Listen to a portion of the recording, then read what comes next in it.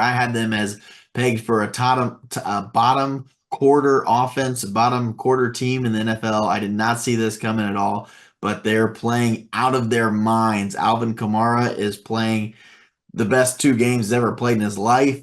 Like absolutely bonkers. Derek Carr is playing great, and he only has to play the first, half of the game because they got so much of a lead. They don't even have to really play in the second half. Their receivers, Rashid Shaheed is catching deep ball after deep ball. Chris Olave, he hasn't had much action, and he was the number one guy I had in this offense, and he hasn't really had that action, but he hasn't really had the chance because they've had so much of a lead that they really didn't need him, so he didn't have to work. I would be hesitant, I think, to just announce the Saints as the next greatest thing. It is just 2 games. I do think you do have to bump them up. Kamara is showing that maybe the fountain of youth is something that he's found.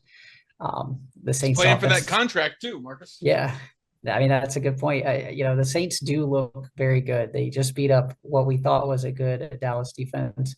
But I just would be very hesitant on my end to say that what we saw the first 2 weeks is going to be what we see for the entire year. Panthers look like the worst team in the league. And Dallas, maybe their defense is overrated.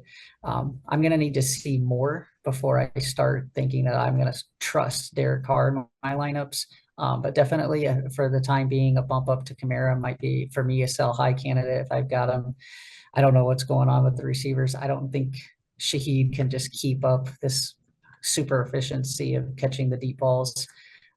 Teams are going to start to just play the 2 eye safety look and just say, Saints, you're just going to have to run the football, which they might be able to do, but I think that might slow the offense down.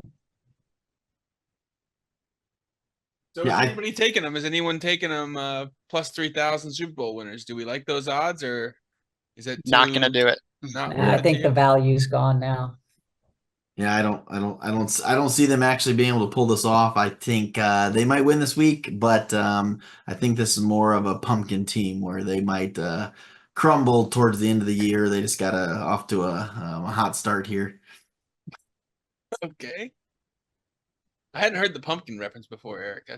Yeah, I mean, I think Derek Carr, he's one of the top pickups in streaming quarterback leagues right now. So the thing is, I think someone like Derek Carr, like if you look at people like Derek Carr and maybe Stafford too, and I've come across this problem in the last week, is that you roster these guys who run the ball, and if they don't do well, then all of a sudden you're screwed. But somebody like Derek Carr, he gets his attempts, no matter what.